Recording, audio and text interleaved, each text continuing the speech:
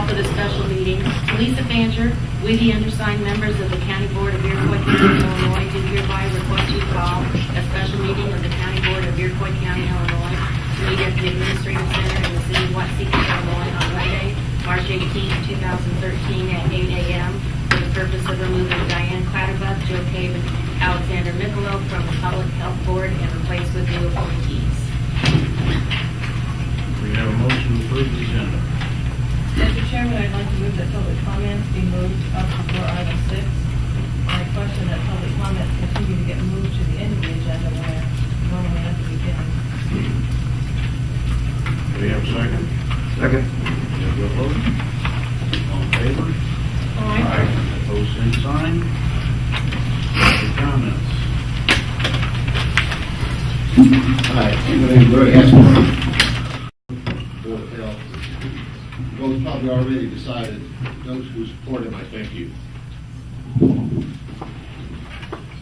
To the others, I say this is the most embarrassing example of political strong-arming I've ever seen occur in Iroquois County. This job must be easy for some of you. All you have to do is attend the meetings, listen to Mr. Cole's presentation, and vote for it. Not a lot going on there. At the last meeting, a member of the board asked Mr. Kopus when he was going to fulfill his promise to give given in January to present more information.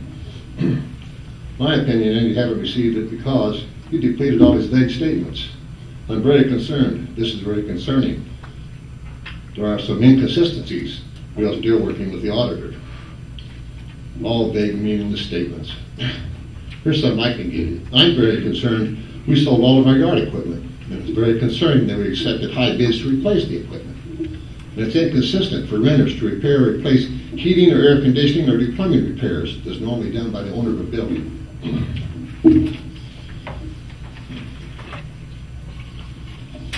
I'll be talking to the Ford County Board to point out how Mr. Kopus is attempting to gain control of the Board of Health to continue his vendetta against the Health Department. I'll beg them to request that their appointees never give him or his appointees a vote to change anything without first discussing it with the board. I will ask them to request that Dr. Brucker always run for president of the board. 4 votes each means it's a tie and no change. I will tell them to beware of frowns, glares, vague statements, and misrepresentation of facts and figures to paint a picture of doom and gloom. Delusions of grandeur combined with his enthusiasm for his vendetta make it impossible for Mr. Kopus to comprehend that all money spent by the Health Department was either approved or came from grants that he had no control over. To continue this vendetta is a flagrant misuse and abuse of power entrusted to chairman of the board. I will be researching the duties and powers of the chairman, how they must be enacted, and repercussions for misuse or abuse.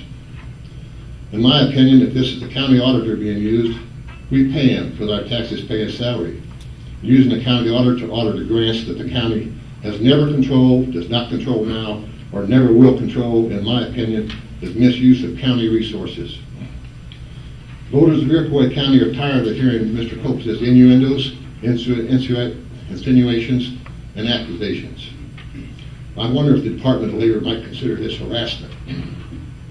It's time for voters of Iroquois County to stand up to Mr. Kopus and say, stop auditing grants you have no power over except in your wildest dreams. Stop the harassment of the Health Department and show evidence of any wrongdoing. It's time to put up or shut up. Thank you. Any other public comments?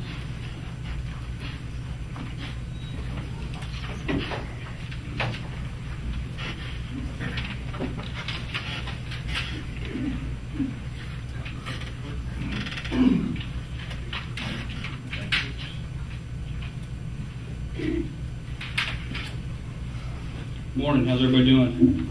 A few smiles, a few frowns. I'll try to be brief. I'm going to read directly from this. I've practiced this. It took me 5 minutes, so if I go over that, I apologize. My name's Kirk Allen. John Kraft is a business partner of mine in the back with the camera. We're from Edgar County, about 100 miles south of here. Currently, we own and operate the Edgar County Watchdogs. We're a nonprofit corporation, and our efforts are to hold government accountable, which means to ensure our tax dollars are being used legally. Over 5 years ago, I realized that if we can't correct the wrongs taking place in our own local town and county, we can never hope to resolve those larger problems at the national level. The more I looked at what was going on, the more I realized the problems were not political. No, it was not Democrat or Republican, left or right, liberal or conservative. Although it's easy to claim otherwise in today's political environment, the problem is lack of ethical leadership. Leadership that is based on honesty and truth, as the truth has no agenda. Leadership that's willing to hold people accountable, even if it's their neighbor or coworker, regardless of political affiliation. What we identified through our process of investigating wrongful operations and spending of tax dollars was that although the truth has no agenda, people do. And pretty much every time it revolved around two things: perceived power and money. The message we've been trying to drive home is that we, the people, are in charge, and the public bodies only have the powers that are granted by law. No matter how bad they want to do something, if the law is silent, they can't do it. It's commonly referred to as Dillon's Rule. The Dillon Rule is used in interpreting state law when there is a question of whether or not a local government has certain power. Judge Forrest Dillon, former Chief of Justice of the Iowa Supreme Court, expounded this famous rule, which was quickly adopted by state Supreme Courts around the nation to include Illinois. As can be found in our Illinois Constitution, Article 7, Local Government under County Officers. County officers shall have those duties and powers and functions provided by law and those provided by county ordinance. County officers shall have the duties or powers or functions derived from the common law or historical precedents unless altered by law or county ordinance. What's that mean? It means if you want to take your board out for dinner on the taxpayer dime, the law must provide that power. Rest assured, it doesn't, yet we see all too often public officials eating on our dime in direct violation of the most basic rules of our government with excuses that it's the way we thank our employees. With this foundation of powers and duties understood, we look at financial transaction histories of public bodies and cross that spending against the state statutes that outline what those public bodies are allowed to do. It's pretty simple, but terribly overlooked by our own public bodies. For example, in my own fire department, I'm a local fire chief in Kansas, Illinois. The minutes reflected approval of bills 3 times over a 5-year period. That's a problem. It tells me no one is looking at the bills, so we better look at the bills. In our case, looking at those bills reflected lots of illegal spending. For those that don't know, Article 8 of our Illinois State Constitution, Section 1, under General Provisions, it states, "Public funds, property, or credit shall be used only for public purpose." Funds, property, and credit. That means all those department heads that think they can use the credit card for their own purchase and pay it back later, it's a felony to do so. That means just over a month ago, several people contacted us in regards to numerous irregularities taking place in county government and asked for our assistance, specifically your county government. As the Edgar County Watchdog, we routinely get similar requests from all over the state. But this particular one grabbed our interest, so we took on the challenge to do some digging to see what would show up, because of one statement as it relates to the work we're doing in our own county. This statement was, "You will never know how thankful I am for what you have done and are now doing. This is a breath of fresh air. Keep working for the folks who are fearful of reprisals if they speak." Fearful of reprisals if they speak. Please hear that statement. Fearful of reprisals if they speak. Have we come to a point in our society that if someone speaks out or points out wrongdoing, they have to fear reprisal from their coworkers? In this county, just as in ours, the answer is sadly yes. That's why we formed the Edgar County Watchdogs. We've become an outlet for people to let us know what problems they are seeing in their local government, to include illegal and/or criminal acts, with the assurance of complete confidentiality and assurance of exposure of the truth. Just in our county, the list of violations of state statutes is overwhelming, and many of them carry the weight of a felony. For example, our past sheriff selling seized weapons illegally, ignored by our state's attorney. Past sheriff having his public fleet serviced at his own garage and getting paid for it, ignored by the state's attorney. Deputies seizing a vehicle and then turning around and buying it from the sheriff to give it to his kids, ignored. 911 directors getting paid a salary while also collecting pay for working on the same hours for her then boyfriend, the past sheriff, ignored. Housing authority board members getting paid and taking their wives on business trips on our dime, ignored. Health department employees stealing money on our second year awaiting prosecution. Conflicts of interest with appointed and elected officials, again, ignored by our state's attorney. I could go on for hours, but the point I want to make is this. We the people have to take an active role in our local government and keep a watchful eye on their spending and make sure it is stopped if the statutes don't allow it, and hold those accountable that violate that public trust. We have a duty, a civic duty, and an obligation to question our elected officials. How do you know when things are wrong and in need of a closer look? When you ask for copies of credit card statements and instead they send you a computer printout of internal bookkeeping, you might want to look. When you finally get the statements you ask for and you see jewelry purchases, it's a problem. When you ask for receipts for jewelry purchases and are told the request was unduly burdensome, it's a problem. It makes you wonder how many jewelry purchase receipts constitutes unduly burdensome. How much jewelry are you buying? Rest assured, jewelry purchases won't be found as legal purchases in your statutes. My point is it's not hard to know when to take a closer look and when it's justified. The hard part,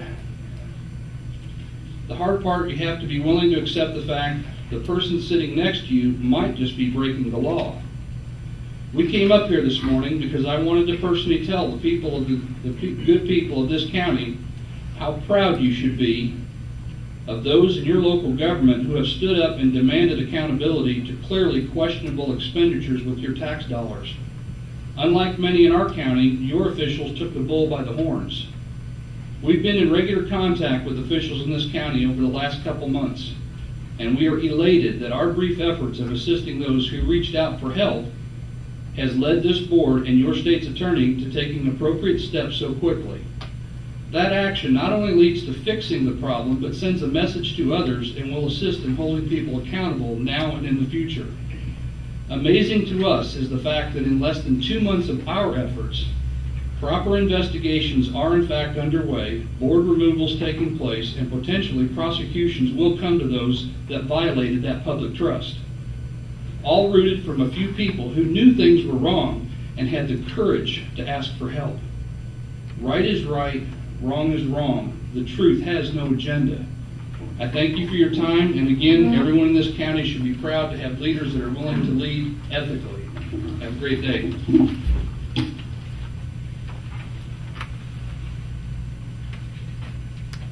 Any other public comments? Motion to go into executive session. Mr. Chairman, I don't think that any of us object to looking at the financial picture and what's going on. I think it is the method that was used to looking at this. The character assassination, the lack of committee. Where was the committee that was to meet with the Board of Health? Where were the in-between steps? It's not necessarily the financial picture. I cannot believe that some of you men would put up with the character assassination of these board members if it had been your wife, your mother, whoever. The approach, the method was embarrassing to this county.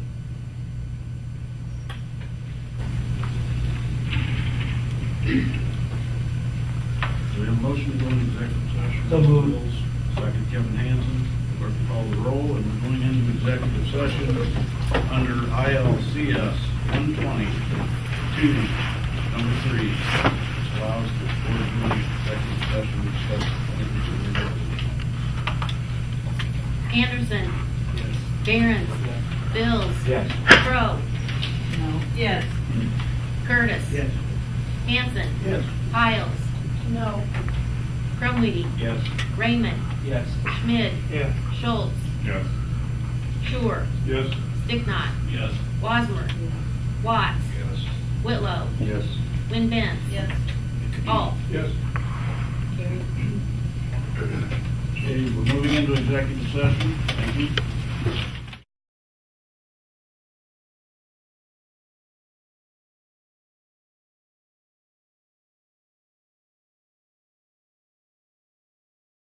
All right, looks like everybody's back in the room, we're out of executive session.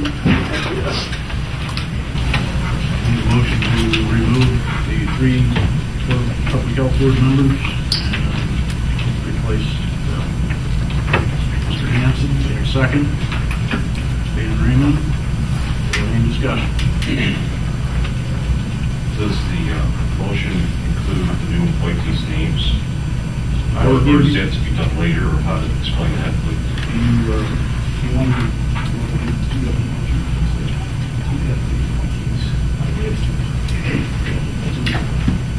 Okay, we'll do that in two separate motions. So we have a motion on the floor by Mr. Hanson, seconded by Mr. Raymond to remove Diane Butterbach, Joe Cade, and Alexander Nicolo as members of public health. Any further comments? Clerk will call the roll. Barons, Yes. Bills, Yes. Crow, Yes. Curtis, Yes. Hanson, Yes. Piles, No. Crumweedy, Yes. Raymond, Yes. Schmidt, Yes. Schultz, No. Shore, Yes. Sticknot, Yes. Wasmer, Watts, Yes. Whitlow, Abstain. Win Benz, Same. Alt, Yes. Anderson. Yes. Motion carried. Motion carried. I have two nominees that I'm going to bring to the board. One is Lauren Buki. She's 26 years old. I did an interview with her for 2 hours. She has mental health background, which is an added plus. And the other one is Michelle Fairley from Argus, and the other one is from here in Watseka. So I'm asking for a motion to approve those two. Who was the third? I did not give a third, I said two. Okay, what was the last name of Michelle? Fairley? Barely? Mr. Curtis? I make a motion to accept it. Mr. Curtis? Mr. Bills? Any questions? What's Miss Barely's background? She works at IMH Hospital. I think she's been there 17 years. As a registered nurse? Yes, she is.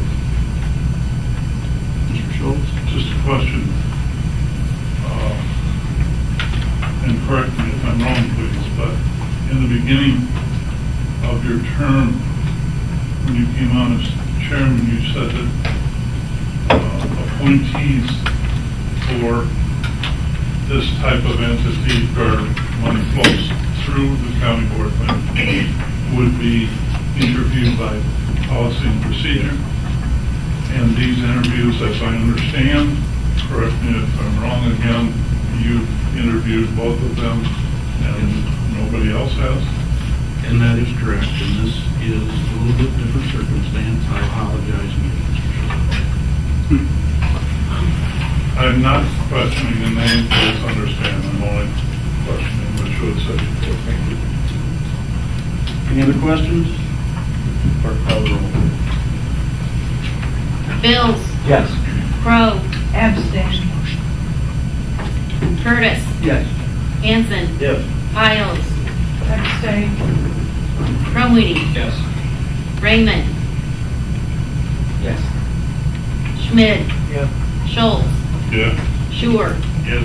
Sticknot, Yes. Wasmer, Watts, Yes. Whitlow, Abstain. Win Benz, Abstain. Alt, Yes. Anderson, Yes. Barons. Yes. Motion carried. Motion to adjourn.